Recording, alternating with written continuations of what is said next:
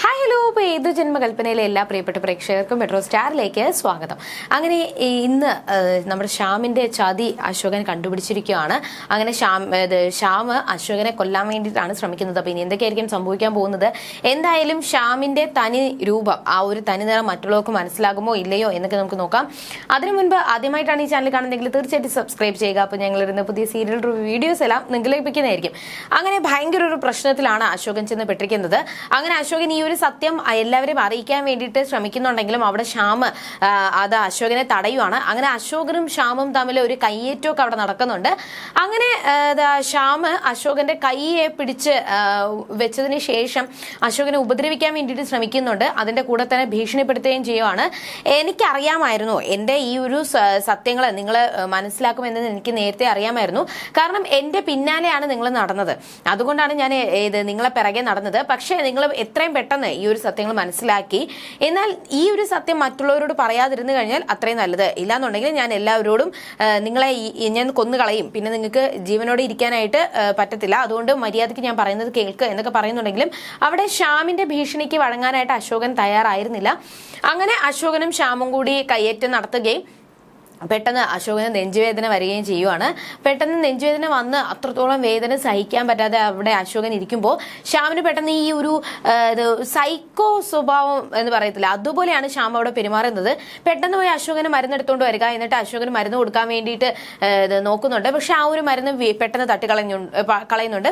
അശോകന്റെ വായിൽ മരുന്ന് വെച്ച് കൊടുക്കാൻ വേണ്ടിയിട്ട് ചെന്നതിന് ശേഷം ആ മരുന്നെടുത്ത് കളയും. അങ്ങനെ അശോകന്റെ ആ ഒരു നെഞ്ചുവേദനയ്ക്കുള്ള എല്ലാ മരുന്നും ശ്യാം ഇതേപോലെ എടുത്ത് കളയുകയും എന്നിട്ട് അശോകനെ കൊല്ലാൻ വേണ്ടിയിട്ട് ശ്രമിക്കുകയും ചെയ്യുവാണ്. അങ്ങനെ ശ്യാമിനെ അശോകൻ പിടിച്ചു തള്ളിയതിനു ശേഷം അവിടുന്ന് രക്ഷപ്പെടാൻ വേണ്ടിയിട്ട് ശ്രമിക്കുന്നുണ്ടെങ്കിലും തന്റെ നെഞ്ചുവേദന കാരണം പെട്ടെന്ന് ഒരു സോഫയിൽ കയറി ഇരുന്ന് അവിടെ വേദന സഹിക്കാൻ പറ്റാതെ ഇരിക്കുവാണ്. ഇതിന്റെ ഇടയിൽ ഒരു തോർത്ത് കൊണ്ടുവന്നിട്ട് അശോകന്റെ കഴുത്ത് ഞെരിച്ചു കൊല്ലാൻ വേണ്ടിയിട്ട് ശ്രമിക്കുന്നുണ്ട്. അങ്ങനെ ഒരുപാട് വട്ടം ഇങ്ങനെ കഴുത്ത് ഞെരിച്ചു കഴുത്ത് അത്രത്തോളം ഇറുക്കി പിടിച്ച് ഇരിക്കുന്ന സമയത്താണ് പെട്ടെന്ന് ഒരു ഓട്ടോയുടെ ശബ്ദം കേൾക്കുന്നതും. നോക്കുമ്പോൾ നമ്മുടെ പ്രീതിയും അമ്മായിയും എല്ലാവരും തിരിച്ചു വന്നതാണ്. അങ്ങനെ അവരെ കണ്ടപ്പോൾ ശ്യാമിന് മനസ്സിലായി ശ്യാമിന്റെ ഇനി ഈ ഒരു കാര്യം നടക്കത്തില്ല. എന്തായാലും അശോകന് ഭാഗ്യമുണ്ട്, ജീവനെ കൊതിയുള്ളത് കൊണ്ടായിരിക്കും എന്തായാലും ഇപ്പോ എന്റെ കയ്യിൽ നിന്നും ജീവൻ എടുക്കാൻ പറ്റാത്ത ഒരു അവസ്ഥ വന്നത്. പക്ഷേ ഞാൻ നിങ്ങൾ ഇങ്ങനെയാണ് മുന്നോട്ട് പോകുന്നതെന്നുണ്ടെങ്കിൽ ഉറപ്പായിട്ട് ഞാൻ നിങ്ങളെ കൊല്ലും എന്നൊക്കെ ഒരു ഭീഷണിയൊക്കെ മുഴക്കിയതിനു ശേഷം പെട്ടെന്ന് അവർ കയറി വരുന്നത് കണ്ടിട്ട് ശ്യാം പെട്ടെന്ന് തന്നെ അശോകന് അയ്യോ അങ്കിൾ എന്ത് പറ്റി അയ്യോ അങ്കിളിന് എന്ത് പറ്റി എന്നൊക്കെ പറഞ്ഞ് ഭയങ്കര ഒരു സഹതാപം പോലെ ആ ഒരു സമയത്ത് ശ്യാം വന്നപ്പോൾ അശോകൻ വയ്യാതെ കിടക്കുന്നത് പോലെയാണ് ശ്യാമിന്റെ അവിടെ ഒരു ഡ്രാമ കളിക്കുന്നത്.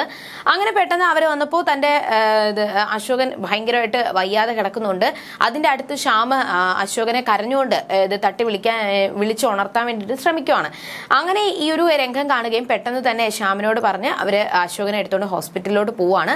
അങ്ങനെ ഈ ഒരു വിവരം ഹോസ്പിറ്റലിൽ ചെന്നു. പക്ഷെ ഡോക്ടർ പറഞ്ഞത് ക്രിട്ടിക്കൽ സ്റ്റേജ് ആണ്, ഒന്നും പറയാറായിട്ടില്ല എന്ന് പറഞ്ഞുകൊണ്ട് ഡോക്ടറും നിൽക്കുകയാണ്. അപ്പോൾ ഇനി എന്ത് ചെയ്യാൻ പറ്റും, എന്റെ അശോകേട്ടനെ എനിക്ക് വേണം എന്നൊക്കെ പറഞ്ഞ് ഭയങ്കര കരച്ചിലും വിളിയൊക്കെ നടക്കുന്നുണ്ട്. ഇതിന്റെ ഇടയിൽ പ്രീതിയോട് ശ്യാം പോയിട്ട് പറയുവാണ് ഈ ഒരു വിവരം എന്തായാലും ശ്രുതിയെ അറിയിക്കണ്ടേ, അതുകൊണ്ട് പ്രീതി പോയി ശ്രുതിയെ വിവരം അറിയിക്കുക എന്ന് പറഞ്ഞുകൊണ്ട് പ്രീതി ശ്രുതിയെ വിളിച്ച് പറയാൻ വേണ്ടിയിട്ട് പോവാണ്. ഈ ഒരു സമയത്ത് എല്ലാ ഗുണ്ടകളെയും, ശ്രുതിയെ ഉപദ്രവിക്കാൻ വന്ന എല്ലാ ഗുണ്ടകളെയും അടിച്ച് നെരുപ്പാക്കി നമ്മുടെ അശ്വിൻ ശ്രുതിയുടെ കൈയും പിടിച്ച് നമ്മൾ മാസമായിട്ട് നടന്നു പോവുകയാണ്. പക്ഷേ അശ്വിനും അറിയത്തില്ല ശ്രുതിക്ക് വേണ്ടിയിട്ട് ഇത്രത്തോളം ഒരു ക്രൂരമായിട്ട് അവരെ ഉപദ്രവിച്ചത് എന്താണെന്ന് അശ്വിനും മനസ്സിലാവുന്നില്ല.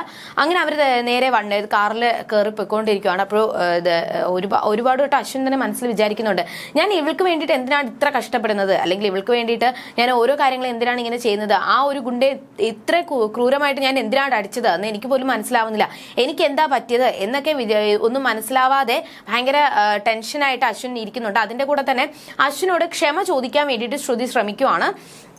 ഞാൻ കാരണമാണ് സാറിന്റെ ബിസിനസ് മീറ്റിംഗ് മുടങ്ങിയതും ഈ ഒരു ഗുണ്ടകളുമായിട്ട് തല്ലുകൂടാനായിട്ടുള്ള എല്ലാ സാഹചര്യങ്ങളും ഉണ്ടാക്കിയതും ഞാനാണ്, അതുകൊണ്ട് എന്നോട് ക്ഷമിക്കണം എന്നൊക്കെ അശ്വിനോട് ശ്രുതി മാപ്പ് ചോദിക്കുന്നുണ്ടെങ്കിലും അശ്വിൻ ഇതൊന്നും കേൾക്കാൻ വേണ്ടിയിട്ട് തയ്യാറായിരുന്നില്ല.